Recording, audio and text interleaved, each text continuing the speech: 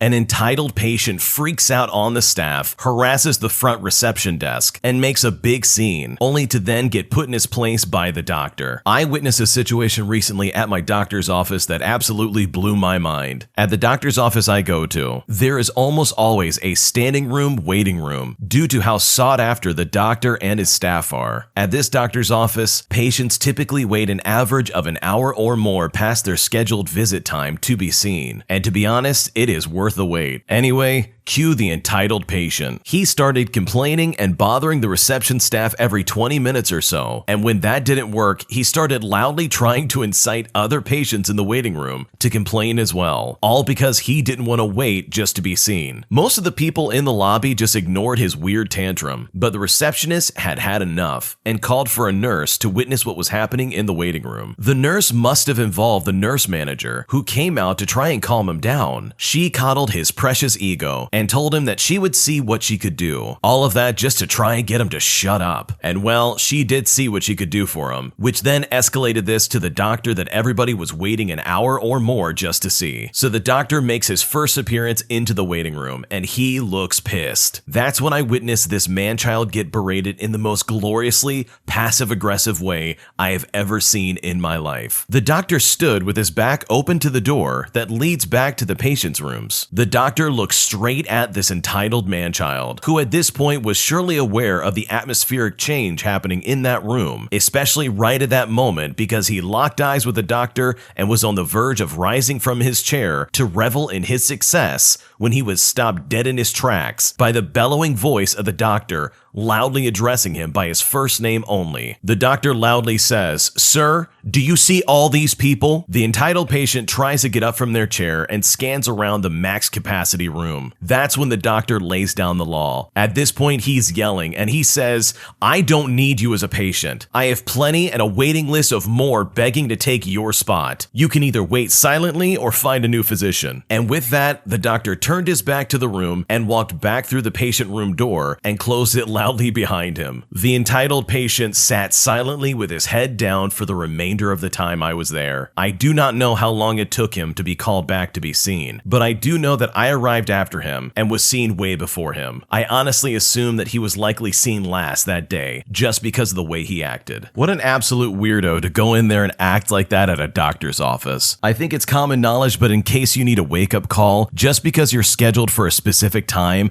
does not mean that you're going to be seen at that specific time. Accidents happen, emergencies happen, a lot of things can derail a day for a doctor to see their patients. You are just one of many people they're seeing that day. Their schedule is packed and you need to understand that. It's honestly always so silly to see people act like this in a doctor's office waiting room, especially when they're trying to get other patients involved in their, I don't know, mutiny. Like, what are you gonna do? Go back there and force the doctor to see you? That's a really quick way to get the police called on you personally. I just don't know why anyone would want to act like that, especially when the doctor that they were seeing apparently is really good. They come with high praise and it's totally worth seeing them. Why would you then ruin your chance to see them and basically start off on really bad terms with them? That's not fair for anybody. So yeah, this entitled patient got what they deserved, and hopefully they just left after getting completely owned by that doctor, because I know for a fact that if I worked at that doctor's office, that patient would be the last person on planet Earth I would want to have to put up with on a regular basis. No thanks. This next one came from the Am I the Jerk podcast subreddit. Check the links in the description if you'd like to submit your own stories. Am I the jerk for not attending my little sister's play? Now, before you judge me, let me give you some background. I'm a 17-year-old male and my sister is close to 13 years old. I love my sister from the day she was born, but now she is acting weird. We went to different schools and she chose to attend the theater club. It's not something bad. I went to my school's clubs as well, and she has been working very hard with the rest of the kids on this play. Now, tomorrow they will perform to their family members, and we all want to see her, but for some reason, she doesn't want our aunt from my mother's side to come, and I don't know why. Our aunt is the best, by the way. We love her so much, and so does she. She is not an entitled person. She is very kind and sweet. Hell, my sister shares some characteristics with my aunt. Our uncle is also a great man. He's very calm and clever, and he's always been very kind to us. The worst part about it is that the day of the play lands directly on my cousin's birthday, so our aunt wants to move the party for the next week. My sister won't say why she doesn't want our aunt to go. She is okay for our grandma to come with us, but for some reason, she is not okay for our aunt and her family. And it's not that there are no seats available, but rather she just doesn't want them with us. We also haven't seen our aunt in a long time. Even though we live relatively close together, we miss out on seeing them because of our final exams recently. We have tried to figure out a way to convince her, but at this point, I am very angry with her, and I just don't want to see her play. How can you say no to a person who has made all kinds of efforts just to try and make your play by changing a party around as well as changing their plans completely? How can you not just see this hard work to get to your play? Tomorrow is the play and I need some advice on what to do. Am I the jerk for choosing not to go? I don't think you're necessarily a jerk for not wanting to go to this play. I think it's your sister that's kind of being the jerk here. As far as it's been described, they don't have a good reason as to why their aunt is not being allowed to see their play. And by the sounds of it, it isn't even a formal production. It's just some theater club stuff. So it's not that big of a deal. Like, this should be an easy decision. Just let them sit in the back row and see the play. If I were the aunt, I absolutely would show up no matter what. Like, what's so bad about this production that their aunt can't be seen at it? It just doesn't make any sense to me. So no, I don't think you're the jerk in this situation. If you choose not to go, then you can just say it's because your sister was being a freak and that she wasn't letting her aunt come to the play. But then again, it would be a good excuse to go to the play and then tell your sister, this is what you didn't want her to see. Like, I can't imagine them doing something so absurd that the aunt can't be there with her family. Unless, of course, this sister is actually making fun of her extended family, which would be a completely different can of worms. But what do you think? Leave a comment down below. What would you do if you were in this situation? My best friend kissed me after her husband passed away. So my best friend of 14 years is named Stella. This is not her real name. And she kissed me after her husband passed away suddenly about 2 weeks ago. This is really messing me up and I don't know what to do about it. I grew up with a bit of a nice guy complex and always wanted a relationship. It wasn't until my early 20s that I realized how toxic and gross that mentality was and started taking steps to stop it. At about 15, I started developing feelings for Stella and was convinced I was in love. Due to the nice guy mentality, I usually burned bridges with girls I liked because I couldn't handle my feelings. But things were different with Stella. She got a long-term boyfriend and I continued to be friends with her. We stayed close and I got to know her new boyfriend. Him and I were never best friends, but we got along, and I never went out of my way to fuel any fire that the relationship had. All this just to explain that I saw Stella differently than the others who I burned bridges with, and never wanted to lose her because of how stupid I was. I was even semi-taken in by her family, as I had a bad home life. Anyways, she married her boyfriend John, different from the boyfriend mentioned above, about 3 years ago when they moved cross-country. They moved back about a year ago, and at one point, one of our other friends kind of messed up, thinking they broke up, and told her he was interested, but didn't know if I'd be okay with it, and she was confused, and she brought it up to me jokingly while the two of us were having a movie night. I laughed and admitted that I was super in love with her when we first met, and that everyone knew, to which she told me she didn't. I apologized and said I didn't want to push things, and was happy we were friends, as well as being happy with the life she was living. And then we went on with our movie, and I thought that was that. About 2 weeks ago, Stella's husband passed away suddenly, and we were all kind of taken by shock. She has been having a difficult time grieving, and her family and I have been trying to be there for her. We've been taking shifts and staying with her just in case she needed anything. Last night, I was at her place with her, and we were watching a movie after her family left. She started crying, and I went to hug her and to try and comfort her. As the hug ended, she looked at me and leaned in for a kiss. And then she did just that. She kissed me. I was shocked, and I think visibly so, because she said goodnight and went to her room. I ended up going home and we haven't talked since last night. I don't know what to do. She's my friend and I do love her, but that kiss hit me like a truck, and now I don't know whether it's a friend or if I'm in love with her. I know she's going through a tremendous amount of grief, and I don't want to make her deal with that alone, but I don't know how she feels about or sees me, and I don't want to hurt her. I think there's still a part of me that is in love with her, but if anything were to happen, I wouldn't want it to be like this. I don't want her to love me out of grief or anything like that, and I don't want to do anything she'll regret when she has a clearer head. What should I do? I think you should really talk to her and not think too much about that kiss the other night, because grief can show up in a lot of different ways. Like, let's not forget, her husband just died 2 weeks ago. That's a horribly traumatic thing to go through, and I don't think she's in the right place to want to be looking for someone romantically. I think if anything, she's probably just really desperate for love right now. So yeah, first things first is you gotta act normal and then talk to her. I would not pursue this this as some kind of relationship.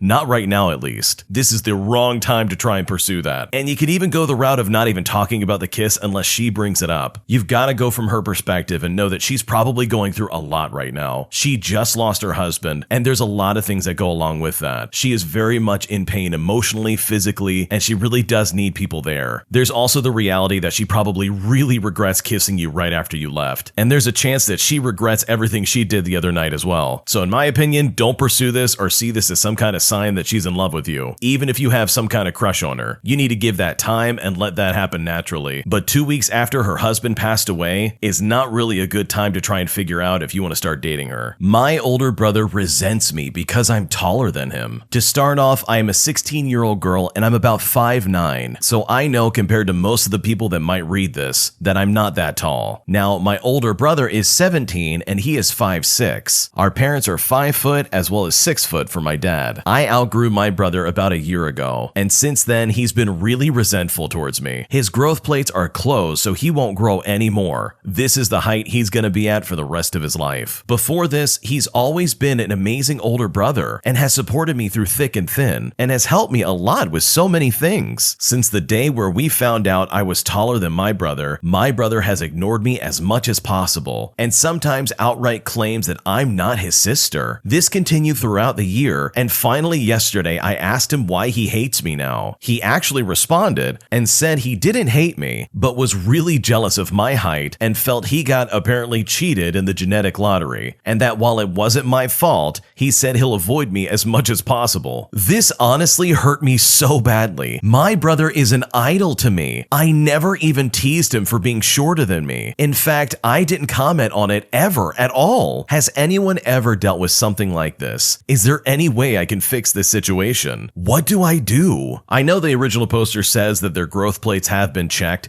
but there's always a chance he could grow up and get a lot taller. He is only 17 after all. But also, if he really wants to act that way, then there's really not much you can do about it. Sometimes people are going to be petty for really stupid reasons, and this definitely takes the cake. I totally understand where this guy's coming from though, because society places so much emphasis on how tall a guy is. At least in America, I'm not sure how it is in other countries. If you're short or under 6 feet tall, people tend to have this automatic thought of, oh, well, you're just short. But here's a fun fact. The average height of the American man is 5'9". 3 inches underneath that is not that big of a deal. Like, you're still going to be able to function in society like normal. Obviously, it really bothers him. And it's honestly easier said than done. It's not like you can look at him and say, hey, just don't be bothered by the fact that you're shorter than me. It sounds like he's going to be pissed off about this no matter what. And you really can't control that. And I totally understand. This guy's your idol. You really look up to him. And that really is a shame that he would act like this towards you. It is not your fault that you're just a couple of inches taller than him. In fact, it's nobody's fault that they're short. Like, that's just how things go sometimes. But I'm honestly not convinced that he's done growing. I think there's plenty of time for him to potentially get taller. And if not, then just work on yourself. Being tall is not all it's cracked up to be. And I honestly think with some time, he'll get over it and be comfortable in his own body. But whether he does that or not is not your fault or your problem. My fiance invaded my privacy during therapy. Okay, I am honestly so embarrassed and hurt over this. I do therapy sessions over telehealth, and I'm usually at home in my bedroom for these. We talk about many things, but today I focused on my relationship because of something that happened today. We were just reviewing my relationship and pinpointing places we should work on. So during this, she is asking me yes or no questions about things that happen in our relationship. In the middle of my therapist asking me a question, my fiance comes into the room and stands there and listens to my answers. Every time I answer a way he didn't want me to, he would tell me to say yes or no. He even told me to hang up or to pause what I was doing because I was lying apparently. I have to hang up on my therapist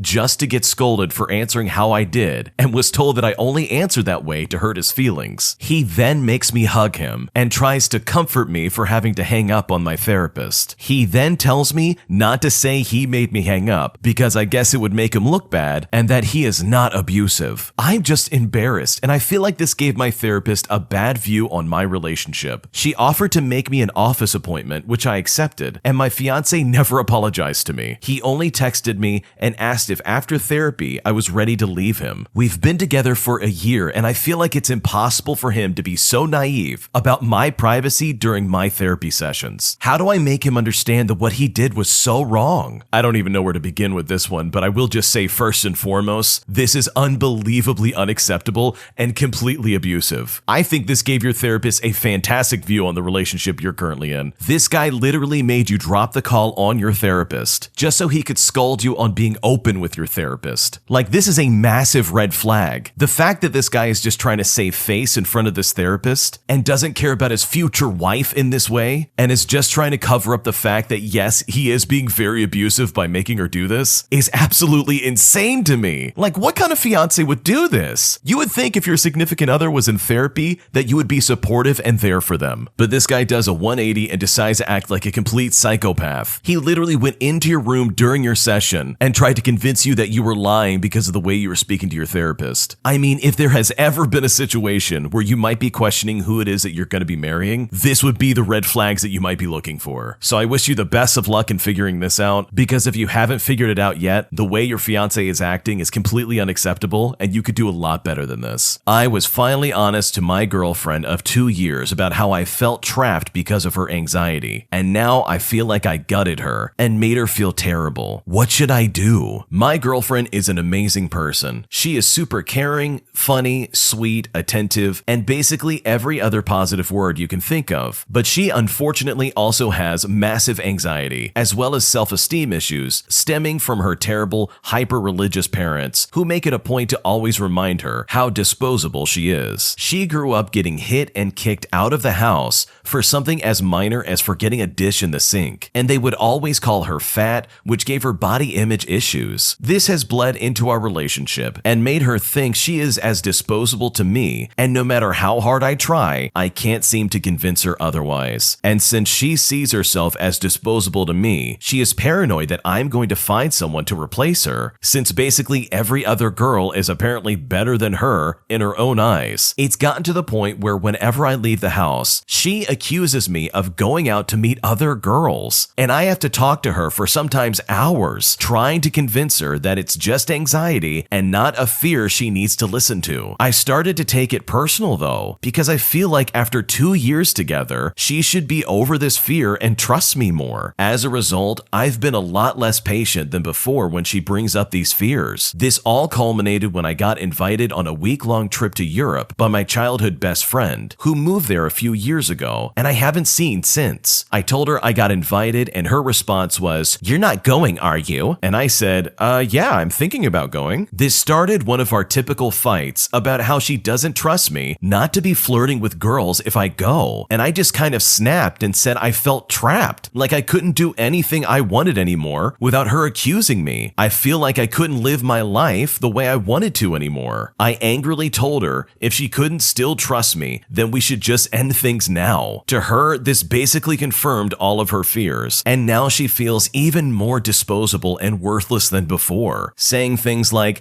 "I knew I wasn't good enough for you. I hope you can find someone who isn't like me." We are currently broken up, but still talking, and both of us are not sure about whether we should try again. I feel terrible because I love her. I want to help her get over her insecurity and self-worth issues, but at the same time, dealing with constant accusations stemming from her insecurity is extremely stressful, and I don't know if I can get her to stop. Have any of you either had or been in a relationship with someone with anxiety and insecurity issues? And if so, how did you deal with it when it caused problems in the relationship? What should I do? You are not a bad person for expressing your frustration with them constantly accusing you of stuff, especially when those accusations are coming from nowhere. They are literally coming from your partner's own anxiety, and it is absolutely not fair for you to be labeled as something that you're not. That is absolutely abusive. I don't care what anyone says. It sounds like your girlfriend needs therapy and medication to help her get over this anxiety issue, and if she can't get over it, then to at least find ways to manage it. It sounds like there's nothing going on that's helping her manage these symptoms and these terrible feelings that she has. And in my opinion, your mental health is your responsibility. The fact that she's going after you and accusing you of all these things that are just blatantly not true is very unfair to you, and it's something that she needs to fix. So in my opinion, you're not in the wrong here. She is in the wrong for acting like this after 2 years of being together. It would be different if there were some kind of signs or something to say that, hey,